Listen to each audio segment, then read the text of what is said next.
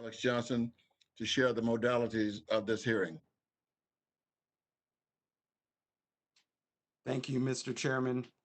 Thank you for joining us for today's first ever remote hearing of the Commission on Security and Cooperation in Europe, also known as the U.S. Helsinki Commission. This hearing is being conducted in compliance with House Resolution 965, which provides for official remote proceedings during the COVID-19 pandemic.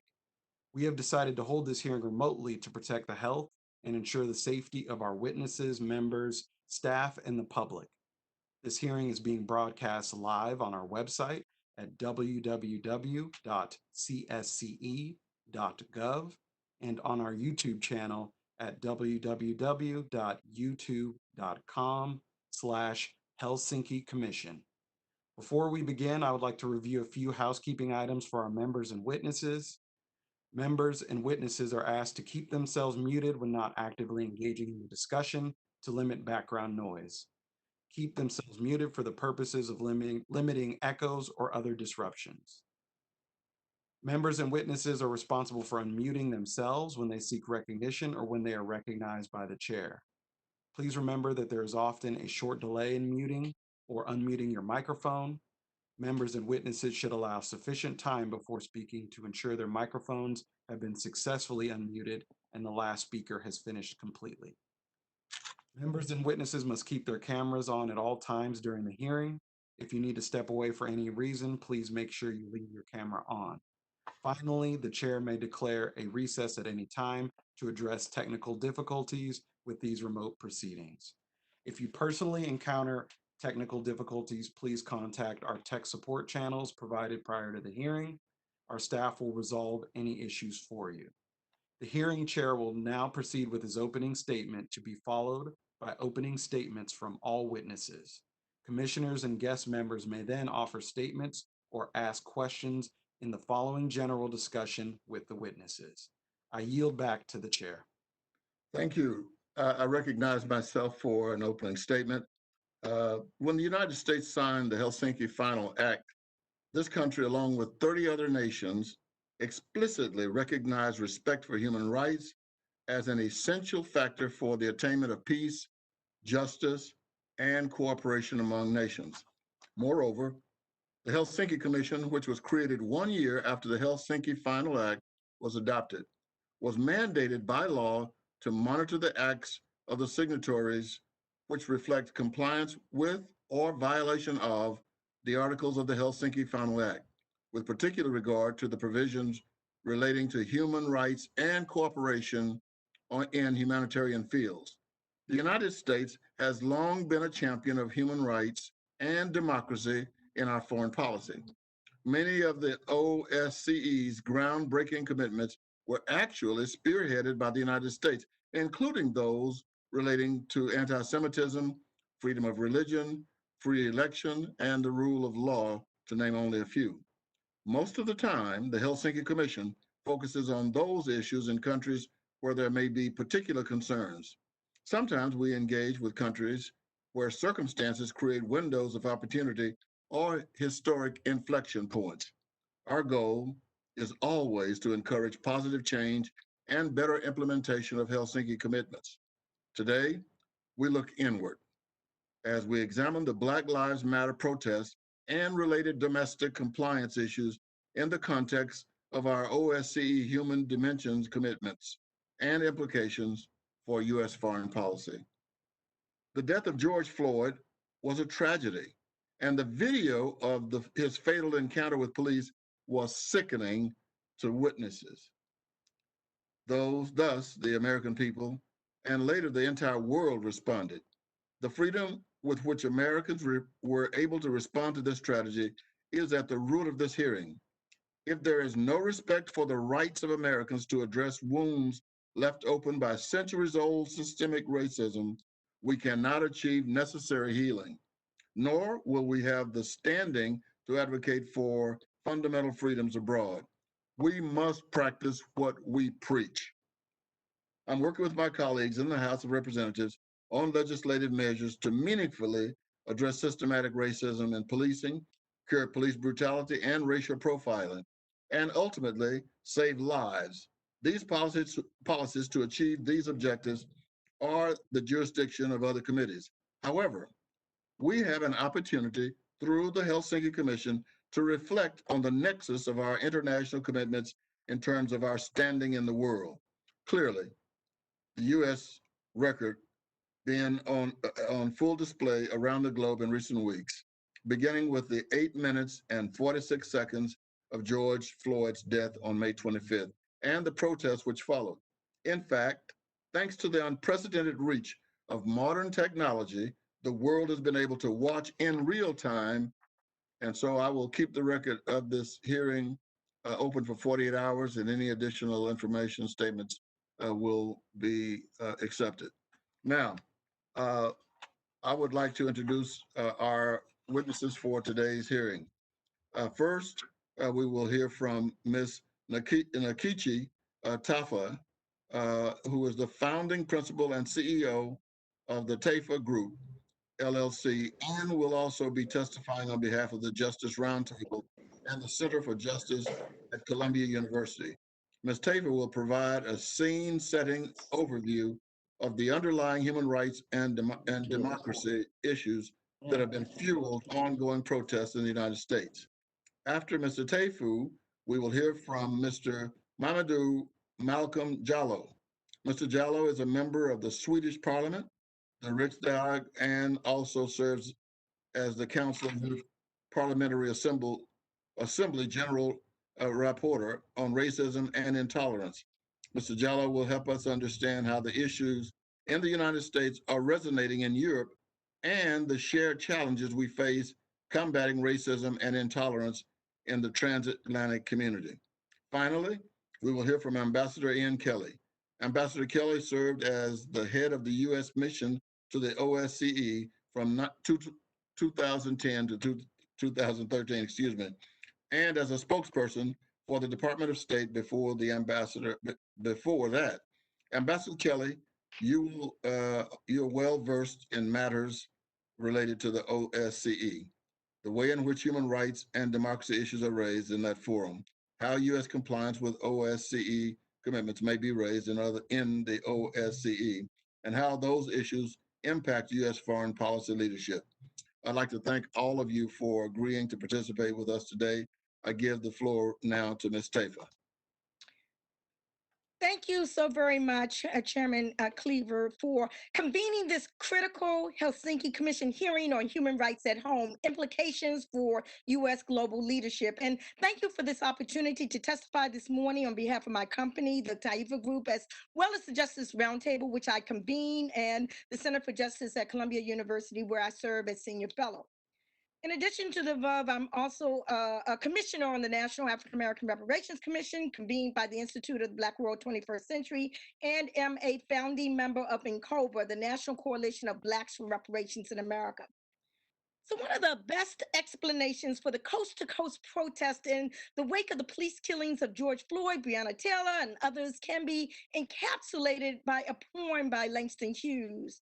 What happens to a dream deferred? Does it dry up like a raisin in the sun, or fester like a sore and then run? Does it stink like rotten meat, or crust and sugar over like a syrupy sweet? Maybe it just sags like a heavy load, or does it explode? This poem literally suggests that unrealized dreams can wreak havoc and lead to anger, resentment, and despair. When we see young people in the United States taking to the streets in protest, we are seeing the overflow of dreams deferred, dreams of freedom, equality, and justice, dreams that have been tarnished, if not obliterated, by the reality of structural racism bolstered by white supremacy. We are just past the mid-mark of the International Decade for People of African Descent. And for centuries, people of African descent in the United States have not only dreamed of justice, but have demanded it. We have urged the country to provide not even grandiose opportunities, but just basic human rights that protect our life and liberty. The response? Systemic racism, through which we suffer through decreased life expectancy rates, health disparities, economic inequality, mass incarceration, and more. Anti-slavery abolitionist Frederick Douglass once said, "Power concedes nothing without a demand. And when we see young people in the streets, we are not only seeing protests, we are seeing demand. We are seeing the outpouring of decades of deferred dreams. How does change happen? It's usually a triggering event representing the tip of an iceberg that, in the context of Black people in the United States, has been building for centuries. And then a cataclysmic event that explodes. And tragic as it was, the explosion resulting from George Floyd's death represented only the tip of Black people's demands for justice. The deferred dream exploded with Emmett Till, whose brutal 1955 murder shocked the nation. It exploded with the senseless slayings of Trayvon Martin and Michael Brown, Eric Garner, Philando Castile, Tamir Rice, Rekia Boyd, Freddie Gregg, Breonna Taylor, Ahmaud Arbery, Rayshard Brooks. The list is seemingly grows daily. With each death of a Black person by police or racist whites, with each affront to voting rights, with each health disparity, with each trip down the school to prison pipeline, with each widening of the Black-white wealth gap, with each house pilfered by redlining, with each intergenerationally transmitted traumatic injury, there was and is a demand for justice. The United States government has failed to protect Black people from systemic racism and police violence.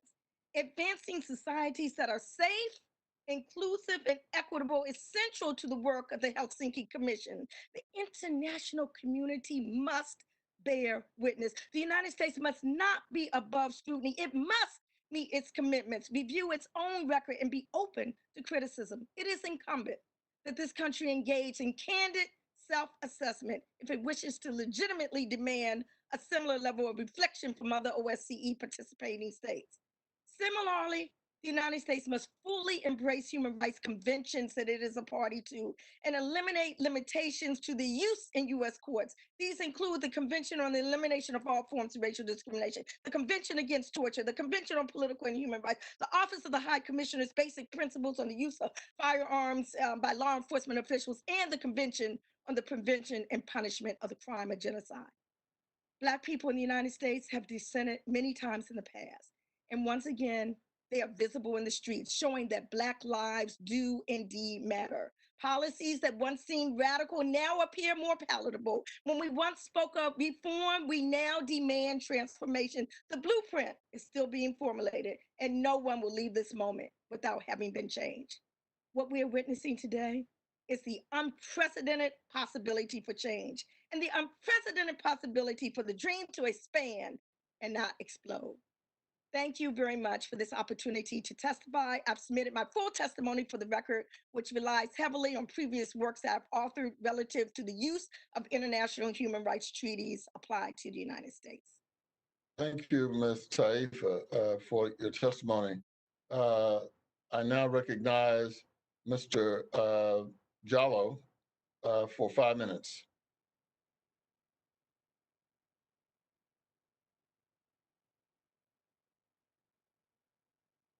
Mr. Jallow, you are recognized now for 5 minutes. Your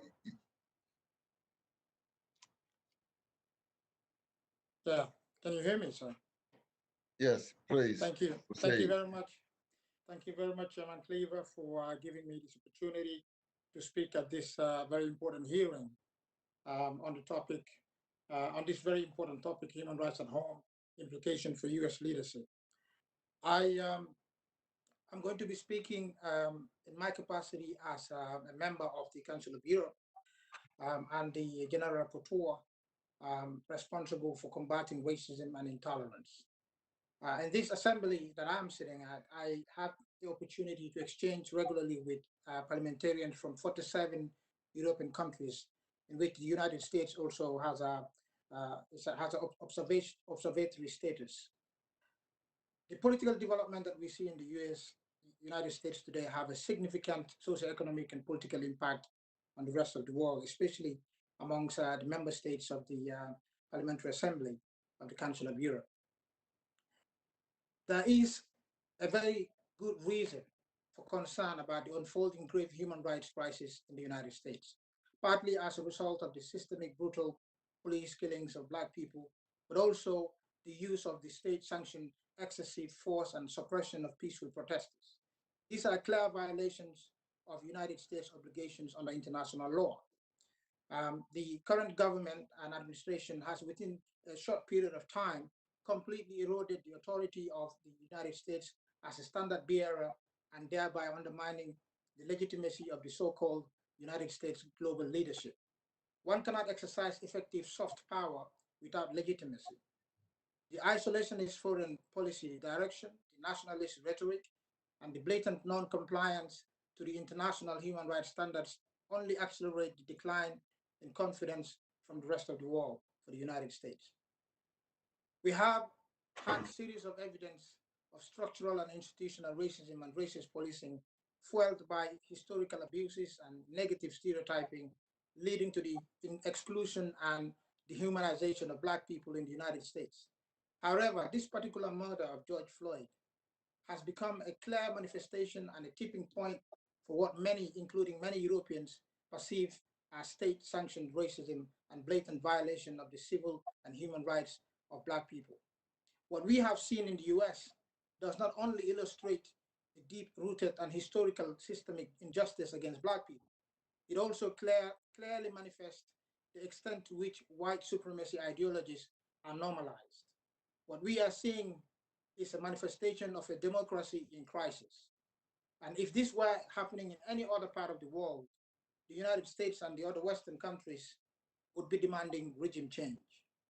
It is remarkable, however, how much time it took and how much pressure from the Black community that was required for the global leadership to react. When leaders sow the seeds of hatred and stoke the flames of racist violence, we legitimize intolerance and bigotry. We create division rather than unite the people.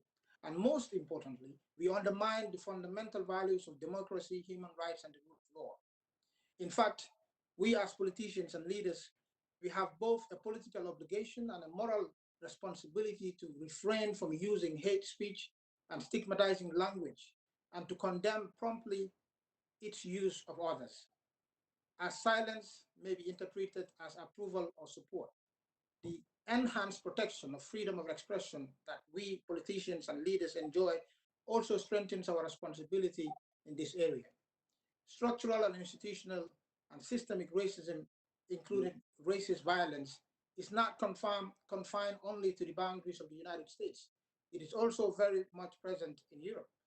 Over the last decade, we have seen an increase both in gravity and number in the manifestation of racism in all its forms in Europe. The effects of governments' failures to devise and implement adequate policies on social cohesion, diversity, migration, and social inclusion have triggered an upsurge, which has been amplified by the increasing use of internet and social media. The dimension, gravity, and frequency of their manifestation are of great concern and urgency. The urgency becomes even more acute considering these phenomena have repercussions that go well beyond the single individuals that are directly targeted. They affect entire communities and they create divides in society, affecting human rights and social cohesion, and they erode even further the trust in public authority, the rule of law, and ultimately democracy. In addition, issues of race relations deeply affect the conduct of our foreign policy relations.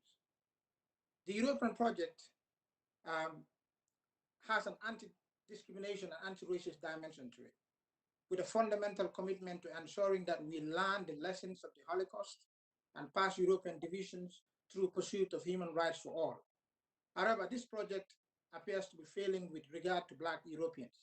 The pain and the denigration of Black people has a historical context that we must remember. Hence, the UN Decade of People of African Descent and its three focus areas: recognition, justice, and development.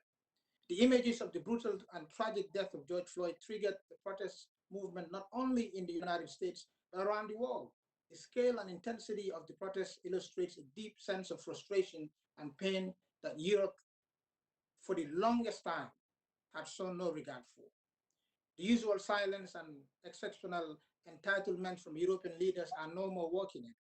As this is not a moment, it is a movement that is deeply and permanently committed to justice, human rights, and the rule of law, not in words, but also in action.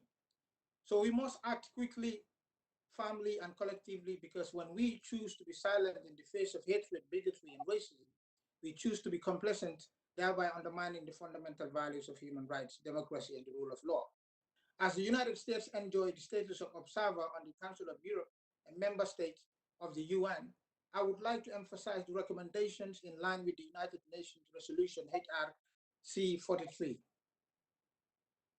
in establishing an independent international commission of inquiry. And this commission of inquiry will establish the facts and circumstances relating to the systemic racism, alleged violation of international human rights law, abuses against Africans and people of African descent in the United States. It will also examine federal and state and local government responses to peaceful protest, including the alleged use of excessive force against protesters, bystanders, and journalists. I would also, as we know, racism does not spare any level of society, and no institutions appears immune to it. The Parliamentary Assembly of the Council of Europe, of which I am a member, is particularly concerned about racial profiling and racist behavior and practices within the police against visible minorities have a negative impact on public opinion and can increase stereotyping and prejudice. So to acknowledge the existence of this problem is the first step. We need to do that. There can be no impunity for manifestation of racism within or by the police, and police officers must be held accountable individually for their behavior. And to do this, we also have to establish independent police complaints mechanisms where they do not exist yet, allocate appropriate means for their functioning, and ensure that sanctions are imposed on police officers following a racist incident. And lastly, we know intolerance, racism, and xenophobia are fed by stereotypes and prejudices which must be prevented and eradicated at every level. So the Council of Europe Parliamentary Assembly urges political leaders not to use fear to fuel their electoral campaigns, but continually to reaffirm the democratic values of our societies of respect for human rights and human dignity at all times. Thank you very much. Thank you, Mr. Jallow. And finally, we will hear from Ambassador Ian Kelly. Ambassador Kelly, you're now recognized for 5 minutes. Well, thank you, Mr. Chairman. I'd like to concentrate on the impact of recent events on U.S. global leadership, particularly within the OSCE. And among the many contributions of the Helsinki process to international peace, perhaps the greatest is the consensus that security among states depends on respect for human rights within states. We support the OSCE because we know that a world where fundamental freedoms are upheld is a safer world. We support the OSCE because we know that a world, as I say, that where freedoms are upheld, there is a safer world. As OSCE leaders agreed in the Charter of Paris in 1990, observance and full exercise of human rights are the foundation of freedom, justice, and peace. At the OSCE, to advance that cause, the OSCE, the US has worked together with our allies in Europe and Canada to support human rights. In my time at the OSCE, the greatest challenges to that cause were the political use of judiciary and law enforcement, government intimidation of critical media and civil society, and the lack of checks and balances against the power of the executive. Recent events have shown that America, as a model for fighting against the first two tendencies, has been greatly tarnished. But I think we can still be a beacon for promoting separation of powers to ensure transparency and accountability. The recent beatings of protesters in the US served as an uncomfortable reminder for me of events in Minsk in 2010, when police used violence to break up rallies against the government. It caused us and our allies at the OSCE to invoke something called the Moscow Mechanism, where a group of OSCE countries can appoint a special representative to investigate abuse against those exercising their basic freedoms. We knew that Russia and others would veto the recommendations of the report. We invoked the Moscow Mechanism because we wanted to send a strong signal that we found the use of violence to quell dissent unacceptable. A decade later, of course, we've seen in our country the excessive use of force against protesters who are peacefully assembling. Perhaps the most prominent example was in Lafayette Square. There, authorities put a higher priority on clearing peaceful protesters for a photo op than on allowing them to exercise their basic rights. Now, I don't want to compare our response to protest to that of the Lukashenko regime, but until the highest levels of our government condemn what happened in Lafayette Square and elsewhere, we've lost much of our moral authority to call other countries to account. In my last post as ambassador to Georgia, I experienced in dramatic fashion how attacks on critical media in the US have eroded our power to persuade other countries to protect free speech. A few months before I retired in early 2018, a Georgian court was close to ruling on replacing the managing editor of the leading opposition television station with someone more amenable to the government. I met with a senior official to try and convince that individual to speak out in favor of maintaining critical voices in the media. To support my argument, I drew upon many of the OSCE principles, such as the importance of free speech to ensuring strong, accountable government. I then deployed what I thought was my strongest argument, that Tbilisi needed Washington's support and that Washington would have a hard time understanding why the Georgian government wouldn't support keeping its critics on the air. The response was both illuminating and deflating. The official looked at me, smiled, and said, "Really, Ian?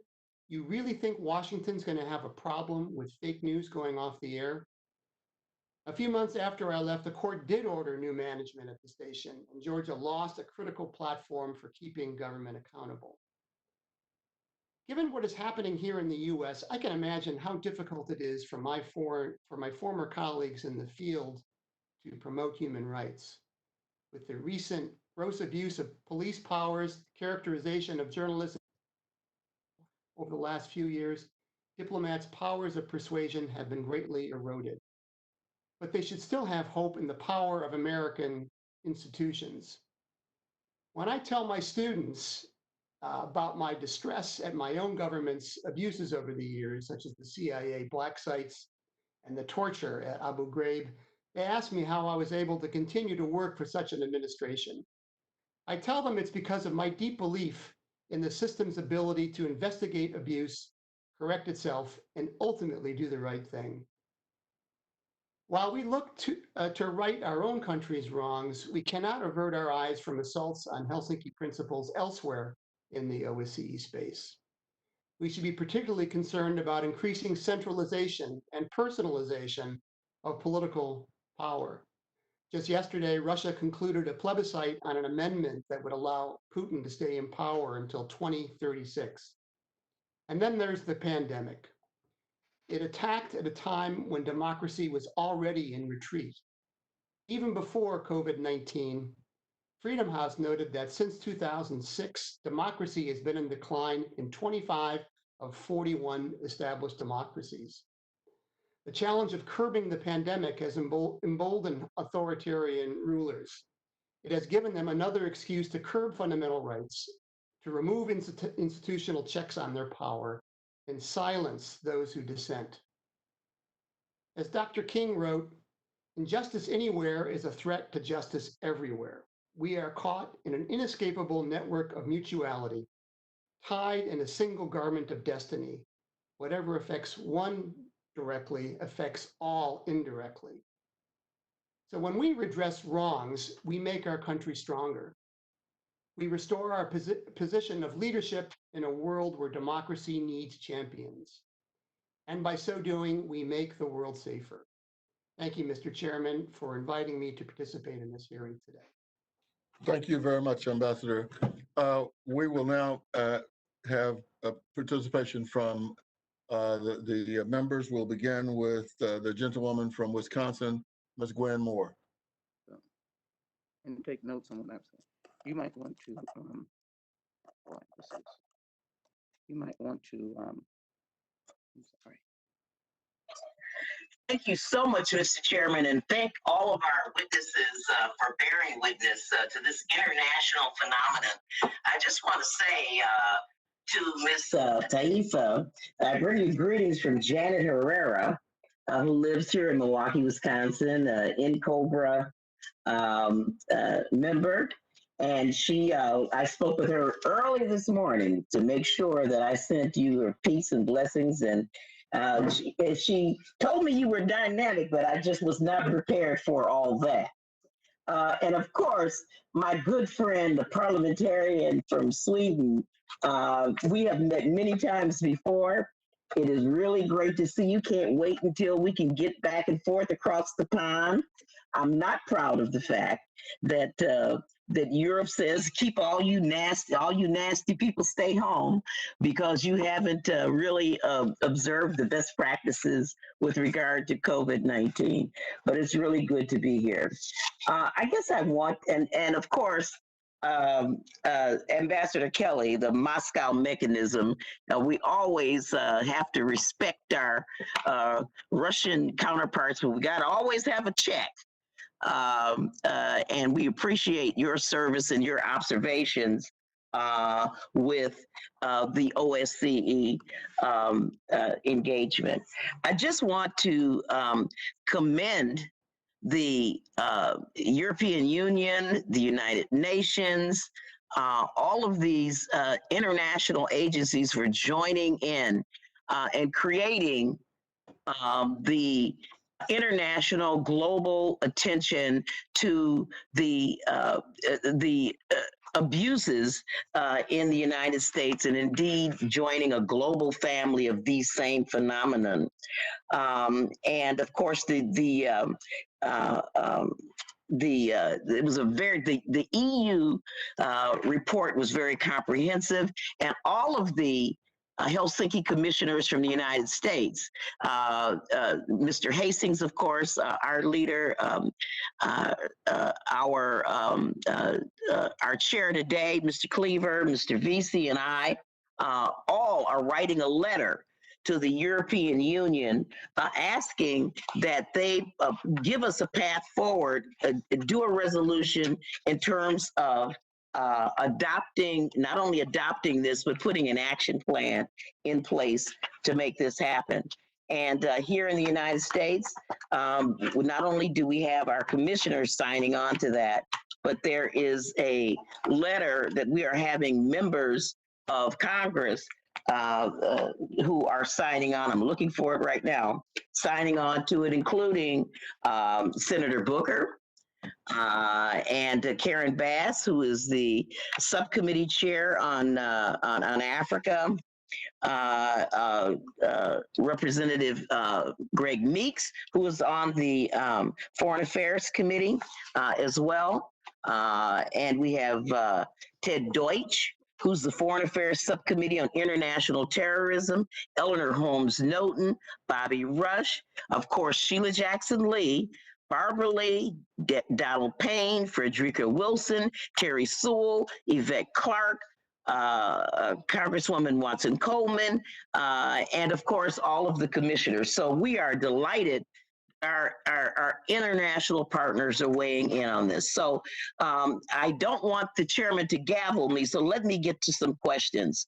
The UN declared 2015 to 2025 a declaration of Decade of Persons of African Descent, with the intent of strengthening national actions to ensure equal respect for the rights of people of African descent. And of course, the OSCE is a regional organization under Chapter 7 of the UN Charter. Now, we're just like halfway through the decade. Some of us were kind of getting worried that nothing was happening. And so, Mama, you suggested that this was an inflection point, and there's a debate about whether or not this is just a moment or a movement. So I guess I would ask both you and Ms. Taifa, what do you think it will take to make this a sustainable movement as opposed to just a moment?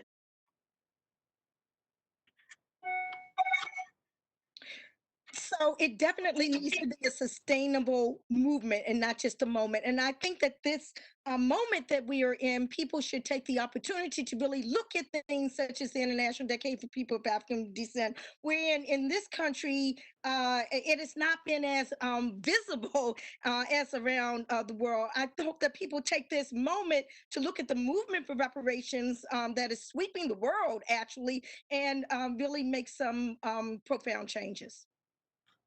I'm going to, Mr. Jello, if you're going to answer, if you will answer briefly so I can move on to the next speaker. I apologize for not being firm on the time when we first started. But if you would excuse me and everyone just give some the shortest answers you can possibly give at this point. Thank you.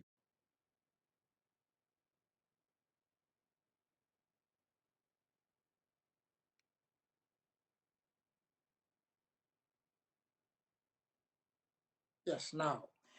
Yeah, thank you very much. I honestly, I agree 100% that the International Decade of People of African Descent has been ignored greatly by most member states of the United Nations. And from the EU point of view, what has happened now, last week, was there was a resolution, and it is one of its kind, because in this resolution, for the first time, the EU is talking about reparations. They're talking about the transatlantic slave trade as the worst crime against humanity. They're talking about the decade and the national action plans that need to be in place. So this resolution should be a roadmap in trying to really find a way to recognize the decade and do something about it. So what we're doing now is we're trying to use this document, this resolution, both the one from the United Nations, but also from the European Union, to move on from words to action. And that is going to take a lot, because that's what we've been lacking. There is no political will to recognize this decade, and we have to work from both sides of the Atlantic to push for it. And I, for one, I'm going to push for it. All these meetings that we've been having these past weeks, that has been the point of this conversation. Thank you. Thank you. I will now recognize Senator Sheldon Whitehouse from Rhode Island. Senator. Thank you so much, Chairman. It's great to be with you all. I'd like to ask anybody on the panel who'd care to answer this, that there was a news story a day or two ago about the United Nations getting ready to do an investigation within the United States, and the Trump administration using all of its diplomatic leverage to prevent that from happening. If anybody has any insight into that episode, I'd be delighted to hear what you have to say. Again, Chairman, thank you very much. Thank you. Ambassador? Yeah, thank you. Thank you, Senator. I don't know if I have any special insight into the motivations of the State Department for trying to block that particular investigation. I would say that that would be a mistake, that we have invoked a number of mechanisms to look into abuses of human rights in individual countries. And I think that it would be just a huge mistake to try and make the argument that we're above such an investigation. I think that there is probably a lot of room for making it a more universal investigation into systemic racism, not only in the United States, but also in other countries. But I don't think we look very good when we try to stomp on a legitimate concern of the international community. Any other response from any of the other witnesses? Just quickly, as I mentioned in my initial statement, that is one of the recommendations. That is something that we included in the resolution, in the United Nations Resolution HRC 43, establishing this independent international commission of inquiry. And I think, just like the ambassador mentioned, it's extremely important that the United States fully cooperate with this inquiry to make sure that they'll be able to fulfill its mandate promptly and efficiently, because that's the only way we'll be able to know the truth, and that's the only way we'll be able to move on from the situation as it is, but also find durable political solutions when it comes to the situation in the United States now. Thank you. All right, thank you. We also have with us today Representative Sheila Jackson Lee of Texas, who is a guest of our commission today. Welcome, Representative Lee. You are now recognized for 5 minutes.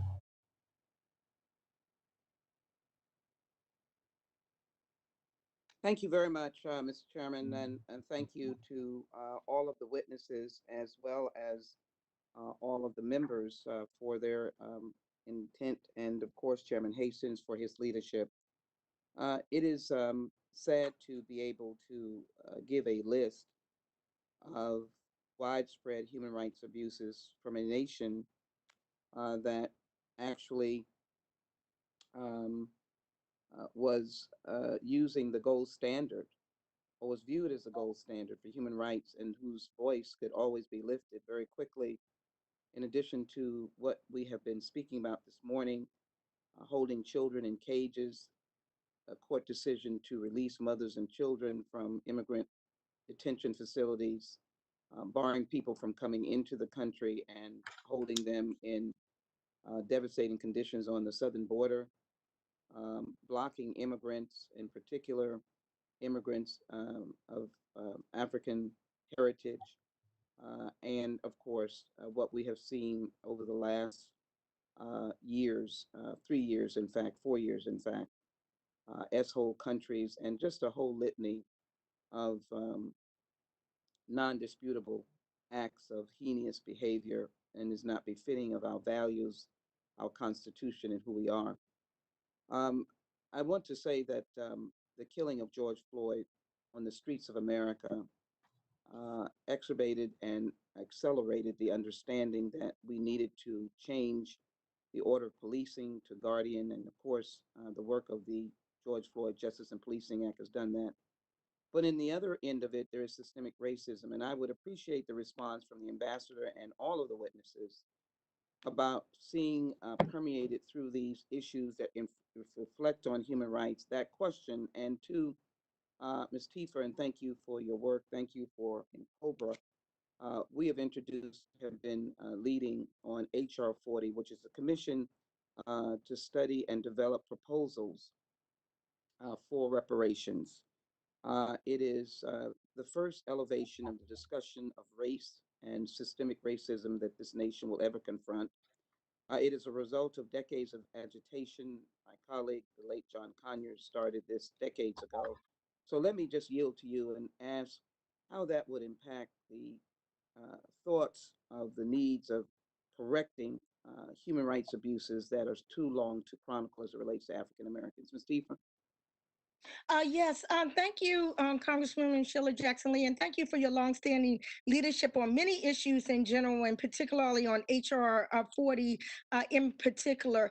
This is a bill, the Commission to Study and Develop Reparation Proposals for African Americans Act, that's been languishing in the Congress for 30 years. And actually, it really is 155 years late after the passage of the 13th Amendment. But it is timely. We talked earlier about moments and movements. This is a moment that is turning into a movement. And on the international front, the UN Human Rights Chief Michelle Bachelet, she stressed the need to make amends for centuries of violence and discrimination, including through formal apologies and truth-telling processes and reparations in various forms. So if not now, this is the time.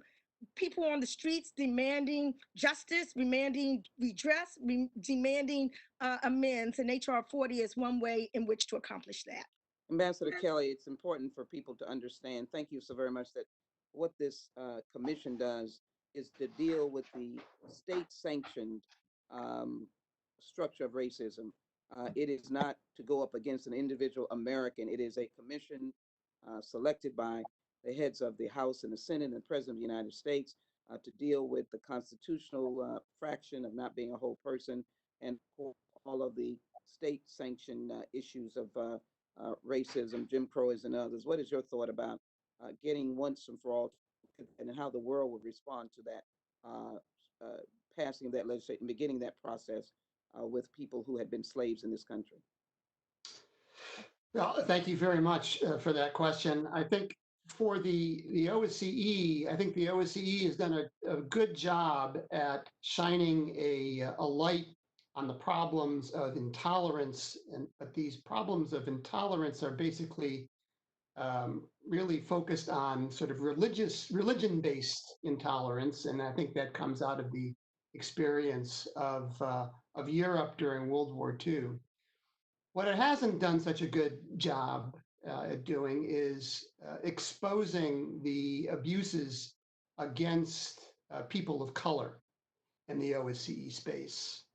And I think that is probably a lack that really needs to be addressed by the participating states of the OSCE, to look at how the experience of colonialism in European countries, slavery in the United States, how that legacy has continued to perpetuate the myth of white supremacy in the United States, but also I think the myth of ethnic-based supremacy in Europe. So I would hope that the OSCE would take advantage of this moment to expand its mandate to looking at race-based intolerance and systemic racism against people of color, against migrants, against people of African descent, against the Roma in Europe. And I would hope that the OSCE would rise to that occasion. Yeah, Mr. Chairman, would you allow the parliamentarian to make a quick answer to that? I don't have any other questions. Sure, absolutely. Yes, Yes. proceed, please. Thank you. It's good to see you. Yeah, Mr. Jallo. Yes. Would Thank you very respond much. Yes. Thank you. I do agree with the ambassador. I think this is it's a milestone. It's a tipping point that we need to really act, because as I said, it's not a moment, it's a movement, and I think this movement is permanently ready to see change. If we do not act, the movement is going to continue to react to some of the lack of political will to create change. And in Europe, we've seen, as I mentioned, the past decade, we've seen an upsurge of racism and white supremacy, and the normalization has reached even higher heights. When you look at the European Parliament, the number of right-wing, extreme right-wing political parties that are represented there have increased significantly. So it is important, especially for the Council of Europe, where I'm a member of. We are the guardians of human rights and the rule of law. We cannot be the guardians of human rights and rule of law and continue to ignore or to deny the realities of 15 million Black people living in Europe. We need to really make sure that we take into account the realities of Black people, we take into account the impact of colonialism, we take into account all systemic and structural racism that takes place. And to be able to do that, this commission that is suggested, I think we'll be able to investigate and map out the situation, and based on that data, those facts, we'll be able to come up with solutions that are long-standing solutions that will be able to provide a conducive environment, Europe without racism. And I think that's the ambition. And I am personally writing a report. I've been given the mandate to write a report, and this is going to be my main focus, to try to come up with a resolution that would focus on solutions forward. That is what my objective is. And the situation right now is actually extremely important in the report that I'm writing right now. Thank you. Thank you, Mr. Chairman. I just will end on this sentence to all of you. Malcolm, to want to call you appropriately parliamentarian. If the United States starts a commission like this, I believe it will be a shot in the arm to the world, dealing with the descendants of Africans, and in particular in the United States, the descendants of enslaved Africans, to be able to once and for all place race in a place that gets the data, that gets the understanding, that develops the construct of how you deal with it, and it will reflect on Europe, because you don't know Europe was part of the transatlantic slave trade. And we have never addressed this question, nor have we never addressed the complete loss of wealth by all peoples of African descent. And I want people to know that this is not taking a check away from my neighbor. It is talking about the governments of our respective countries who dealt with these issues and dealt with it in a way that continued to put us in a disparate and unequal way. Thank you. Yeah, thank you, Mr. Jackson Lee. Thank you, Mr. Chairman, for your leadership. Absolutely. Let me, as we prepare to close out, let me first of all thank all three of you. I might need one minute out of each of you as we close. I know that our government, at least at the higher echelons, are embarrassed that we will be unable to spank the hand of President Xi for the crackdown in Hong Kong. We're losing our credibility, and Russia's move in Crimea, and any other gangster-like international actions might reflect poorly on us, because I can see leaders around the world spanking us. I was on Alec Witt's MSNBC show 2 weeks ago, and as she was interviewing me, she actually interrupted me to tell me that she had a friend who now lived in Eastern Europe who was expressing pity for the United States. She said, I feel really sorry for those of you in the United States for what you're going through. On 1 minute from each of you, do you think that we have lost our place as the leading voice of democracy and human rights around the world with what we've been doing, not only in police conflict, but even more so with some of the other actions we've been taking diplomatically around the world, or lack thereof? We'll start with Ambassador. Yes, thank you. Thank you, Congressman. And just thank you again for allowing me to participate in this very, very necessary discussion. I would say that the hundreds of American Foreign Service officers who are overseas are still working very hard to promote American values, to promote basic human rights. The difficulty has been, as you made reference to, is that the highest reaches of our government are constantly undercutting the message that we're still sending out there, that respect for human rights within countries are important to our mutual security. And until we get a voice at the top of our government who will stand up and support important principles like the importance of keeping critical voices on the media, of allowing citizens to peaceably assemble and redress abuses against human rights, it'll be difficult for my colleagues to continue to promote those values. And I assure you, they all believe very strongly in the idea of the United States as a city on the hill, as a standard bearer of human rights. Thank you. Thank you, Ambassador. Ms. Taifa, 1 minute, please, and then Mr. Jallo.